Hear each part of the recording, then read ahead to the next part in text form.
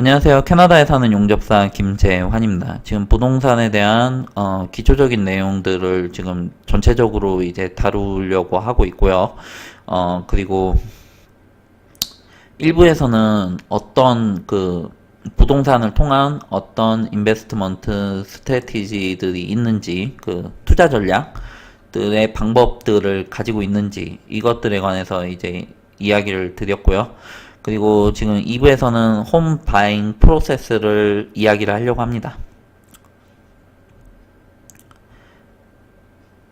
이제 일단은 이거 보시면서 이제 설명을 드릴게요. 화면 좀 또 크게 해드려야 되겠네. 이거 그냥 아예 그냥 세팅이 딱 됐으면 좋겠는데 어떻게 하는지를 좀 잘 몰라가지고요.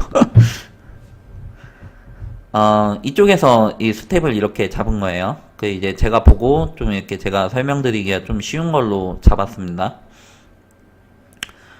get a pre approval. 이제 은행을 가서 이제 내가 얼마큼까지 이제 받을 수 있는지 이거를 확인을 하시는 거예요. 그냥 은행 가면은 이제 알려줘요. 이제 그걸 가지고 이제 하죠. 저는 그 내용도 좀 이제 보면은 도움이 많이 되니까 이제 좀 보는 거를 추천을 드립니다. 어떻게 계산하는지 알려드릴 수가 있거든요. choose a realtor. 리얼터 굉장히 중요하죠. 집에 관한 부동산 중개인을 선정을 한다. make an offer는 이제 내가 이 집에 관심이 있으면 이제 가격 흥정을 하는 거예요. 뭐 예를 들어서 뭐 10만 불에 올렸으면 가격이 10만 불이에요. 그러면은 내가 이 집을 뭐 5만 불에 사고 싶다. 그럼 5만 불로 오퍼를 넣으면 됩니다.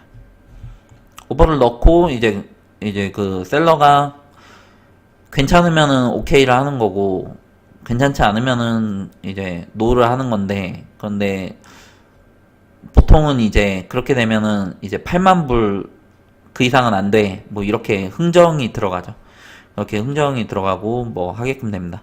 근데 내가 집을 가지고 있으면서 다른 집으로 옮기려고 한다. 그러면은 제 집은 팔고요. 그리고 다른 집은 오퍼를 넣는데, 오퍼를 컨디셔널 오퍼로 넣습니다. 이제 내 집이 팔리면 내가 이 집을 사겠다라는 거예요. 근데 그거를 셀러가 받을지 말지를 결정을 하는 거는 그건 셀러가 판단을 해야 되는 거죠. 그렇게 컨디션을 걸고 이제 내 집이 팔리면 이제 그 모기지를 그대로 이제 가지고 이제 새로운 집으로 갈 수가 있어요. 만약에 그게 더 비싼 가격이면은 이제 돈을 더 내든 아니면은 뭐 대출을 더 받든 뭐 이렇게 가야 되는 거고, 그게 아니라 낮아진다라고 하면은 그냥 기존에 가지고 있는 모기지에서 커버가 된다라고 하면 그냥 이렇게 커버 돼가지고 어느 정도 클로징 코스트, 뭐 로이얼 피라든지 뭐 이런 것들 들어가고 이제 진행이 되는 거죠. 모기지 어프로벌, 이제 내가 마음에 드는 집을 골라서 그러면은 이제 내가 이 집을 사고 싶다라고 오퍼를 넣었어요. 그러면은 모기지의 최종 확인을 받으셔야 돼요. 그래서 모기지를 완전히 받아야 됩니다. 이 프리 어프로벌 같은 경우에는 이제 대략적으로 얼마까지 가능한지를 알아보는 거고, 이제 집도 결정을 했고 그럼 실제로 모기지를 받아야 되면 그러면 모기지 어프로벌에 들어갑니다. 펌 세일은 클로징에 들어가는 거죠. 이제 계약 단계예요. 그래가지고 계약을 완전히 이렇게 끝내서 중간에 이제 아무것도 이제 없이 뭐 아무 문제 없이 집을 소유를 하는 거죠. Final signing with your lawyer. 로이얼이 이게 사실 먼저거든요. 포제션보다도. 로이얼을 만나서 이 계약서에 관한 설명을 이렇게 한참 동안 해줍니다. 변호사가. 이 계약서를 계약서라는 게 좀 일반인들이 접하기가 쉽지가 않고, 그리고 내용도 알기가 쉽지가 않잖아요. 그러니까는 이제 변호사가 의무적으로 친절하게 하나하나씩 이 사람이 이해를 할 수 있도록 설명을 해줘야 돼요. 이게 로이얼의 의무라서 반드시 해야 됩니다. 그래서 집 살 때마다 반드시 로이어 만나서 설명 한참 듣고 제가 궁금한 것도 조금 이제 물어보고 뭐 그렇습니다. 변호사를 만나서 이제 계약에 관한 설명을 충분히 듣고 인지를 한 다음에 사인을 한다. 이렇게 이해를 하시면 되고요. 그 전에 인스펙션이 들어가요. 보통은 이제 보통은 뭐 1, 2억이 일단 집이라고 하면 1, 2억이 일단 기본으로 넘어가니까 인스펙션이 많이들 들어가죠. 그 인스펙션은 또 딴 얘기고 뭐 리얼터는 또 딴 얘기인데 어찌되었든 기본적인 스텝은 이렇게 진행이 됩니다. 무브인 데이는 포제션 끝나고 이제 완전히 키 넘겨받고 그러면 이제 그 무빙을 하는 거죠. 짐 싸들고 들어가는 거예요. 포제션 같은 경우에는 이제 리얼터 저희 쪽 리얼터랑 같이 가서 집을 둘러보고 아무 문제가 없다라는 거를 확인을 하고 이제 사인하면 이제 키를 받습니다. 이 중간에 그 집을 팔기로 해놓고 뭐 예를 들어서 뭐 펄렌스를 떼어간다라든지 뭐 윈도우를 떼어간다라든지 그러면은 이게 얘기했던 내용이랑 내가 본 내용이랑 완전히 다른데 이러면 안 되는 거예요. 뭐 그렇게 하지도 않고요. 그 이제 아무튼 뭐 그렇습니다. 그 버스트 모기지 페이먼트 뭐 페이먼트 하는 거죠. 뭐 그렇다라고 합니다. 현재 옆에 그 커런트 인터레스트 레이트가 나오네요. 지금 이 자료가 그 알바타 쪽이거든요. 알바타 쪽에서 나온 자료고 지금 현재의 그 5년 픽스트 그 모기지 레이트가 3.19라고 하네요.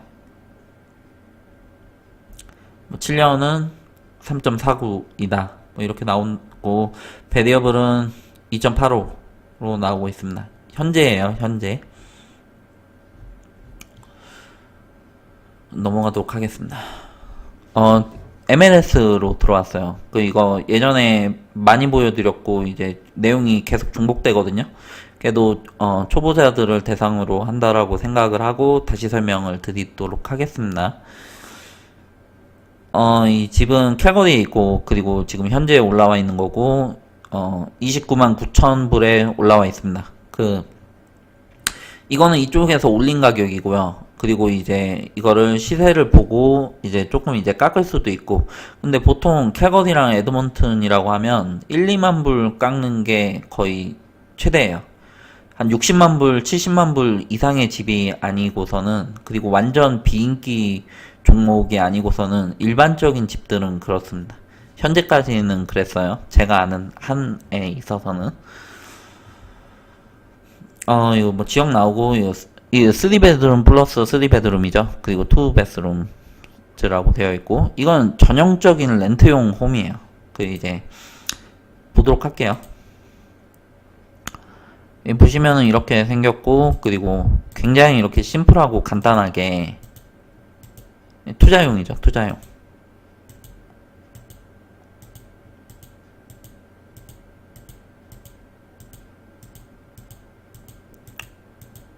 멋을 낸 게 하나도 없죠. 그냥 굉장히 이렇게 단순하게 베이직으로 한 거예요. 뒤에 펜스도 되어 있네요. 강아지들 사나?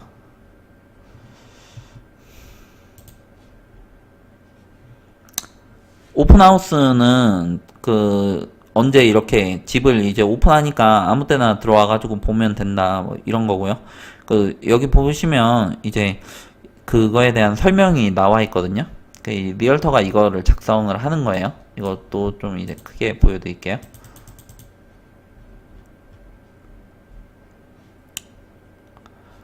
오픈하우스하고 뭐 굿사이즈 번갈로이다. 뭐 단층이라는 이야기예요. 어디에 위치해 있고 뭐 집에 관한 설명들이 쭈루룩 이제 나옵니다. 메인 플로어에 3베드룸이 있고 뭐 베이스먼트에 세퍼레이트 엔트랜스 이제 출입구를 따로 가지고 있고 뭐 방이 3개다 뭐 이렇게 나오고요. 그리고 토탈 렌트 was recently 2,700 몬스예요. 이제 한 달에 2,700불에 렌트비를 받는다 이렇게 보시면 될 것 같습니다. buy, rent and hold 하라. 이거 아까 일부에서 보셨던 buy and hold죠. 그 전형적으로 그런 투자용 목적을 가진 집인 거예요. 이 집은.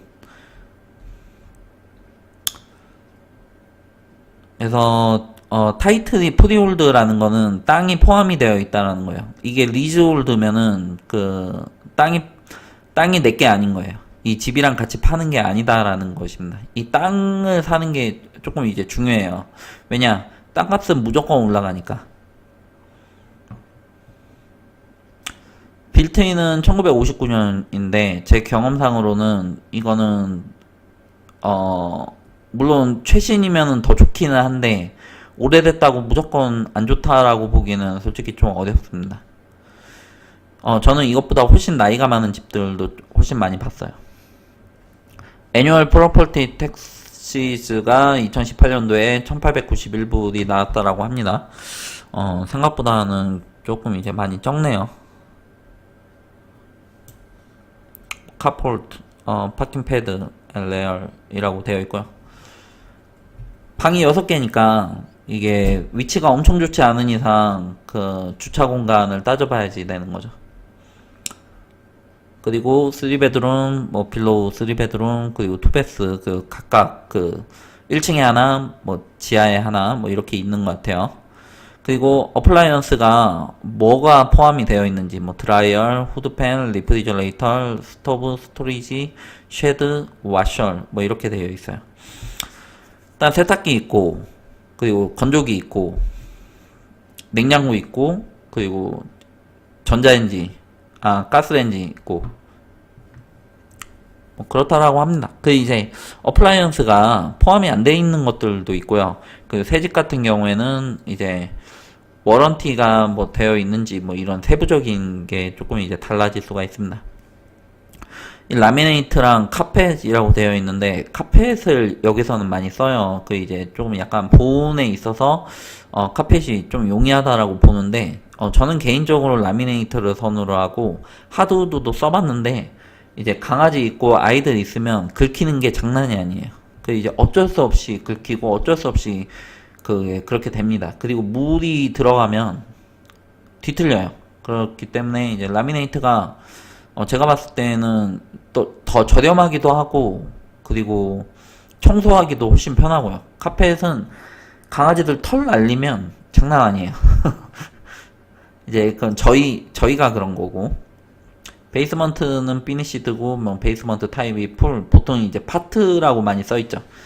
그 일부 그냥 방 하나 놓고 방만 이제 한 2개 정도 놓고 하는 경우도 있고요. 에어비앤비 같은 거 하면 그 이제 주방을 따로 그 베이스먼트에다 안 놓고 방만 여러 개를 놓은 다음에 이제 보통 이제 여행을 와가지고 이렇게 하루 이틀 머물면서 이렇게 음식을 그걸 가져와서 장을 봐와서 해먹는 경우보다는 그냥 사 먹거든요. 그런 경우가 되게 많아요.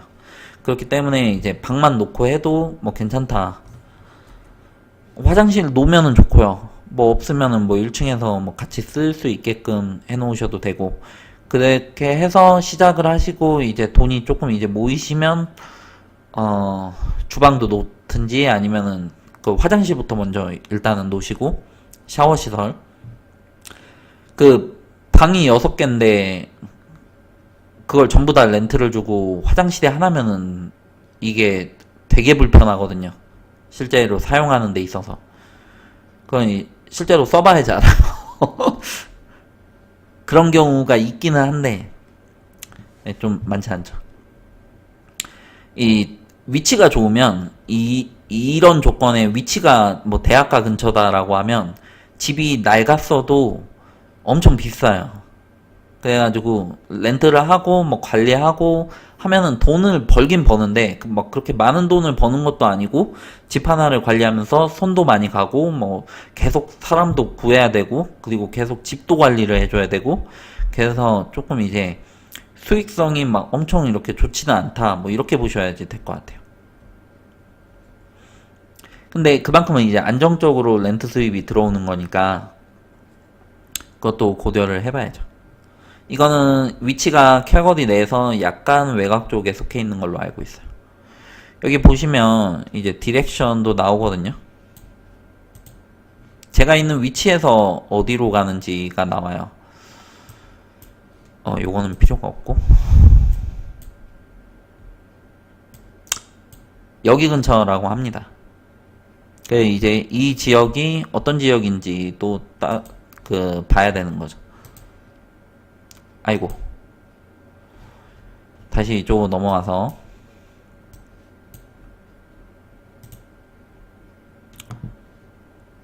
히팅 타입 포스트 에어 벌렌스에서 에어를 불러주는 것 같아요. 이제 콘도 같은 경우에는 워터 히팅이라든지 일렉트리션 히팅 저기 뭐냐 벽에 붙어 있고 그럼 전기로 돌리는 경우가 많이 있죠. 사이딩을 어떤 식으로 끝냈는지 뭐 스투코도 있고 제가 봤을 때는 스투코가 좋은 것 같아요. 이제 비닐도 있고 보통 이제 요새 나오는 집들은 뭐냐 비닐이 많을 거예요. 쇼핑이랑 뭐 퍼블릭 트랜짓, 스쿨 보통 이제 캘거디라고 하면 이게 많이 있죠. 뭐 사이즈도 이렇게 나오고요. 랜드도 뭐 펜스트라고 되어 있고 이렇습니다. 이제 옆으로 넘어갈게요. 이거를 점수로 이렇게 나왔습니다. 뭐 콰이어트는 몇 점, 뭐 데이케어, 뭐 글로서리 이런 거 있고요. 그리고 요 옆에 쇼핑이 얼만큼 떨어져 있는지 이 지역에 관해서 이제 나온 거예요. 통계 자료를 보면 요 넓은 지역에서 요 아니거든요. 요 안에 미디언 에이지 그리고 뭐 하우스에 뭐 아이들이 몇 명이나 있는지 그리고 파퓰레이션 여기 안에서의 인구예요. 캘거리의 인구가 아니라 여기에 사시는 분들이 몇 명인지 그리고 어벨리지 하우스홀드 인컴이 어떻게 되는지 그런 내용들이 나옵니다. 그리고 이제 에이지 그룹에 따라서 조금 이제 다양하게 있죠. 그리고 파퓰레이션 그로스가 어떻게 이루어졌는지 2018년도까지 이렇게 쭉 이제 늘어났다가 이제 21년도 이게 앞으로 어떻게 변화가 될 거다라고 하는 건데 그거는 뭐 정확히 모르죠. 2013년도부터 18년도까지는 이 지역에서는 늘었다라는 건데 그거는 새로 아파트가 지어져서 그럴 수도 있고 캘거리 전체 인구로 봐야 되는데 주요 대도시는 조금씩 이제 늘었어요. 계속 늘고 있기도 하고 시골 지역에서는 조금 이제 빠져나가고 있고 현재까지의 흐름은 그렇습니다. 에듀케이션도 중요하죠. 이제 아이들 있고 하면 굉장히 이렇게 중요한 부분에 속하게끔 되는 거죠. 하우스홀드 인컴 그렇게 높지 않은 분들이 이제 좀 많거든요. 그러면은 이 지역이 부촌인지 이제 빈민가인지 이런 거를 파악을 하셔야 돼요. 이제 그 지역을 가면은 이제 대충 이제 답이 좀 나옵니다. 둘러보시면 뭐 부촌이라고 무조건 좋고 뭐 빈민가라고 무조건 안 좋고 뭐 이런 거는 아닌데 그래도 커뮤니티가 아이들도 있고 좀 장기적으로 생각을 하면은 굉장히 이렇게 중요하죠. 어커페이션도 여기 근처에 사시는 분들이 어떤 일을 하시는지 3부에서 이어서 하도록 하겠습니다.